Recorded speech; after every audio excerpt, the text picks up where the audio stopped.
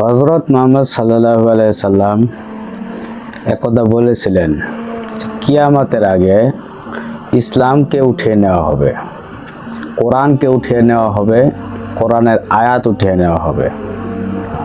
তো আমরা ভাবতেছি এটা অনেক দূরের সময়, কিন্তু আসলে দূরে না, এটা খুব সন্নিকটে।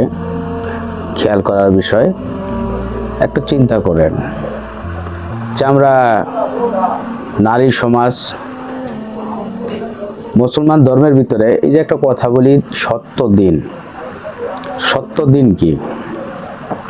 তো কিভাবে ইসলামটা আস্তে আস্তে হারিয়ে যাচ্ছে, এটার ভিতরে সত্য দিন একটা কথা আছে।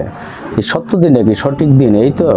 তো সঠিক দিন আর একটা হলো ভুল দিন, মানে ভুল ইসলাম, একটা হলো সঠিক ইসলাম। এই দুইটা জিনিস দাঁড়ায় গেছে, তাহলে ভুল ইসলামও আমরা কেউ কেউ পালন করতেছি, কেউ সঠিক ইসলাম পালন করতেছি, এই তো। তো সেক্ষেত্রে ধরেন যে ইসলাম আমরা হারিয়ে ফেলতেছি, সেক্ষেত্রে একটা আপনার দিক আমরা সামনে আমরা ডিসকাস করি। ব্যাপারটা হইতেছে, ধরেন ইসলামের মাঝে নারীদের পর্দার ব্যাপারটা দেখেন। কেউ আমার ভিডিও কথাগুলো অন্যদিকে ব্যাখ্যা করবে না, আমরা সবার মধ্যে একটা সমালোচনা করতেছি বা কথা বলতেছি, এটা ডিসকাস করতেছি, এরকম ভাবে নিয়েন যে নারীরা যে পর্দার ব্যাপারটা, পর্দার কঠোর আরোপ করা হয়েছে।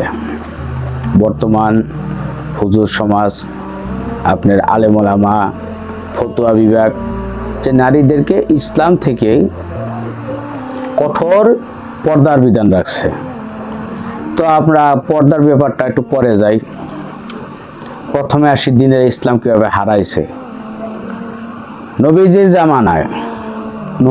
জামানায়, হযরত উমরের জামানায়, আবু বকর রাদিয়াল্লাহু আনহুর জামানায় এবং ওসমান গনির জামানায়, তখন মসজিদে নারীরাও নামাজ পড়তো।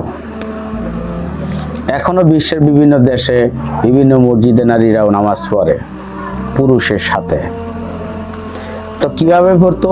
হাদিসের রাওয়ায়াতে আছে, প্রথমে পুরুষরা সারিবদ্ধ হয়ে দাঁড়াবে, তার পিছনে দাঁড়াবে নারীরা, তার পিছনে দাঁড়াবে তৃতীয় শিশু বা তৃতীয় লিঙ্গরা। সুন্দর একটা দিক নির্দেশনা আছে। তো দেখেন, কালের বিবর্তনে আস্তে আস্তে করে কি করলাম, নারীদের নিরাপত্তার ঝুঁকির দিক দোহাই দিয়ে আমরা প্রত্যেকটা মসজিদ থেকে নারীদেরকে উঠায় নিলাম, আলাদা করে দিলাম। নারীরা মসজিদে যাইতে পারে না। এখন এমন একটা ব্যাপার হইয়া দাঁড়াইছে যে মসজিদ শুধু পুরুষেরই জন্য। আমাদের জেনারেশন, তারপরের জেনারেশন, তার আগের জেনারেশন, আমরা কিন্তু, যেমন আমিও ভাবতাম যে মসজিদ শুধু পুরুষরা যাবে, মসজিদে পুরুষদের জন্য মসজিদে নামাজ পুরুষরাই পড়বে। কিন্তু আসলে দেখলাম, ইসলামে যখন ডুব দিলাম, দেখলাম যে না, মসজিদে পুরুষ নারী উভয়ের জন্যই মসজিদ। তাহলে আমাদের দেশে, বিভিন্ন দেশে মসজিদে নারীরা কেন যায় না? নিরাপত্তার কারণে। মানে ইসলাম সঠিকভাবে পালন করলে নিরাপত্তা আরো ভালো হবে, খারাপ তো হবে না। নারীরা পর্দার মাধ্যমে যে মসজিদে নামাজ পড়বে। তো নারীদেরকে যে আমি আলাদা করে দিলাম, কথার কথা, বা সারা বিশ্বের 200 কোটি মুসলমান, সেই জায়গা থেকে যদি আমি 200 কোটি মুসলমানের মধ্যে নারী পুরুষ মিলাইয়া যদি অর্ধেক বাদ দিয়ে দিই নারী আর অর্ধেক পুরুষ, তাহলে অর্ধেক আমি অটোমেটিক ইসলাম থেকে সরাই দিলাম। আমরা একটা রেওয়ায়ত বা করলাম, বা এমন একটা ভাবমূর্তি তৈরি করলাম যে নারীরা শুধু ঘরেই ইবাদত করবে, ঘরে নামাজ রোজা করবে, বাহিরে না। বাইরে হইলে হাত মোজা, পাও মোজা, একদম আলখাল্লা পরে বাইরে হইব।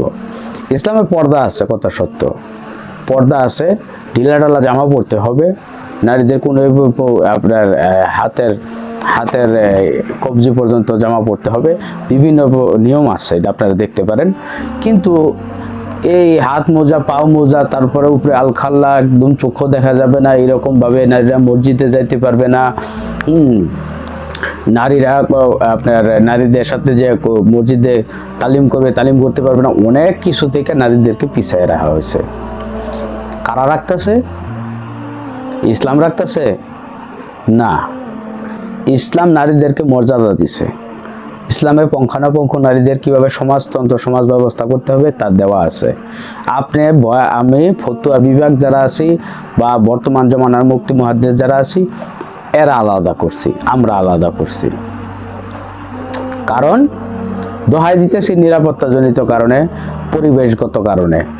আল্লাহ তাআলা দুনিয়ায় আপনি নিরাপত্তাহীনতায় ভুগতেছেন, নিরাপত্তা দেওয়ার মালিক হলো আল্লাহ। নিরাপত্তা দেওয়ার মালিক কে? আল্লাহ। তা আমি আল্লাহর উপর ভরসা না করে, নিজেদের উপর ভরসা করে নিরাপত্তা দিতেছি না, নারীদের মসজিদে আনাইতেছি না। নারীদের মসজিদে সপ্তাহে কিছু কিছু জায়গায় সপ্তাহে আবার মসজিদে নামাজ পড়ায় নারীদের, তাও আলাদাভাবে।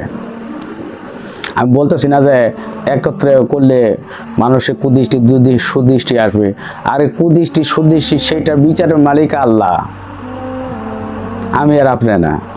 আল্লাহর নিয়ম মানতে হবে, রাসূলের নিয়ম মানতে হবে। নারীদেরকে আলাদা করে দিছে, তার মানে কি আস্তে আস্তে ইসলামটা ভুল দিকে দাবিত হইতেছে, সত্য দিনের উপরে না। তো প্রথমে ইসলাম ধ্বংস হওয়ার মূল কারণ হইতেছে ইসলাম সত্য দিন থেকে উঠে যাবে, আমরা সবাই মিথ্যা দিনের দিকে দাবিত হইব। কোরআন, এর আগে একটা ভিডিওতে বলছি কোরআন রমজান মাসে পড়ি, কোরআন রমজান মাসে পড়ি, ভিডিও এরকম হইতেছে কে? তো কোরআন রমজান মাসে পড়ি, শুক্রবারে পড়ি, শবে বরাত শবে কদরে পড়ি, একটা দিবসে পড়ি। রোজা একটা দিবসের মধ্যে পড়ি করি, দিয়ে সপ্তাহে রোজা করি না, সুন্নত নফল রোজাগুলো করি না। নামাজ 5 ওয়াক্ত পড়ি, সুন্নতের দিকে নফলের দিকে আমরা শক্তিশালী না। আস্তে আস্তে দিনই হালকা হয়ে যাইতেছে। কারণ কি? এই আমাদের ভুল ইসলামের দিকে দাবিত হওয়ার কারণে। দেখেন একটা জিনিস, মাদ্রাসায় ছেলেদের মাদ্রাসা আলাদা, পুরুষের মাদ্রাসা আলাদা, অথচ স্কুলে ছেলেরা একই স্কুলে, ছেলেরা এক শিফটে, মেয়ের এক শিফটে, 2 শিফটে ছেলে মেয়ে উভয়ই ক্লাস নেওয়া যাইতেছে। ইসলামের ক্ষেত্রে নেওয়া যাইতেছে না, নেয় না। আলিয়া মাদ্রাসা ব্যতীত নেয় না। কেন? নারীদেরকে আলাদা চোখে রাখা হইতেছে, বন্দি দশায় রাখা হইতেছে।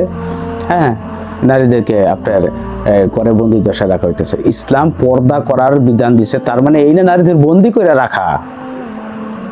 বন্দি করে রাখতে পারবেন না, সব কর্মক্ষেত্র যে অ্যাটেন্ড করতে পারবে, সব পরিস্থিতিতে যাইতে পারবে, সব কিছু করতে পারবে পর্দার মাধ্যমে। পর্দার মাধ্যমে ইসলাম গাইটা দেখেন। ভুল ইসলাম নিয়ে দৌড়াদৌড়ি, মাথা ব্যথা বা চিল্লাপাল্লা করলে কোনো ফায়দা নাই। তো আপনাকে সঠিক ইসলাম মানতে হবে এবং শিকার আসতে হবে, নিলে তো নবীজি বলছে এটা সত্য হবে যে ইসলাম ধ্বংসের দিকে যাবে, ইসলাম উঠাই নেওয়া হবে, ইসলামের কোরআনের আয়াতগুলো উঠাই নেওয়া হবে। এমন একটা সময় আসবে লা ইলাহা ইল্লাল্লাহ ছাড়া মানুষ কিছু জানবে না।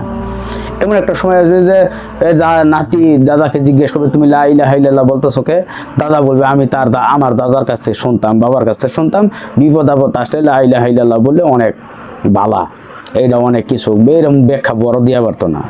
এরকম একটা সময় আসবে, সত্যিই তো আসবে। আমরা যে সমস্ত কাজ করতেছি, যেটা করতেছি সঠিক, এত শিক্ষার ব্যবস্থা, এত জ্ঞান অর্জনের ব্যবস্থা থাকা সত্ত্বেও কিভাবে নীরবে নিবৃত্তে মেঘের মতো করে সূর্যের আলোটা আড়াল করে দিতেছে, মেঘের মতো করে দিনের আলোটা, ইসলামের আলোটা আমাদের উপরে চাপাই দেওয়া হইতেছে অন্ধকারের দিকে। কেমনে? নারীদের আলাদা করতেছেন, পুরুষদের কঠোর আরোপ করতেছেন।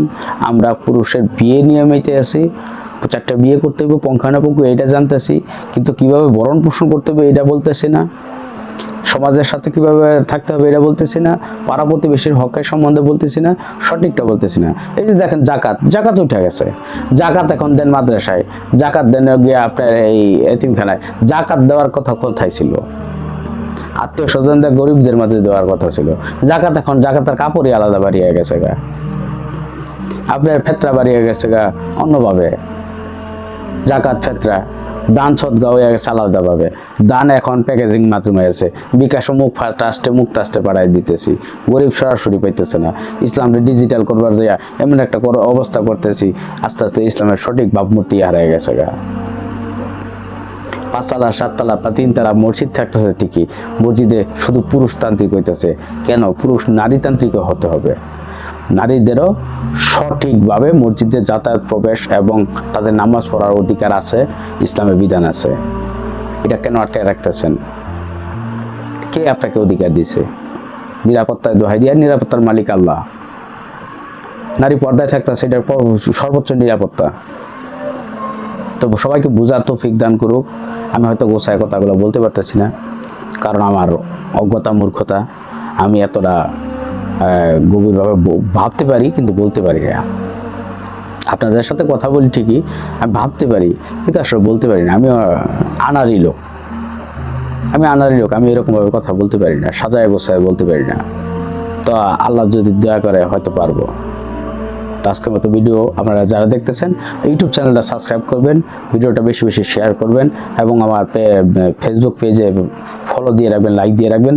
ভিডিও অনর্গল পাইবেন, একটা পর একটা ভিডিও পাবেন। যদি আপনি ইসলাম সম্বন্ধে সঠিক জানতে চান, যে আমার কাছ থেকে জানবেন তা না, যদি জানতে চান, আমার কথার মধ্যে জানতে চান, তাহলে আমার পেজটা লাইক দিয়ে ফলো দিয়ে রাখবেন, অবশ্যই পাবেন। ওয়াখারা দাওয়া আনিল হামদুলিল্লাহি রাব্বিল আলামিন। আসসালামু আলাইকুম।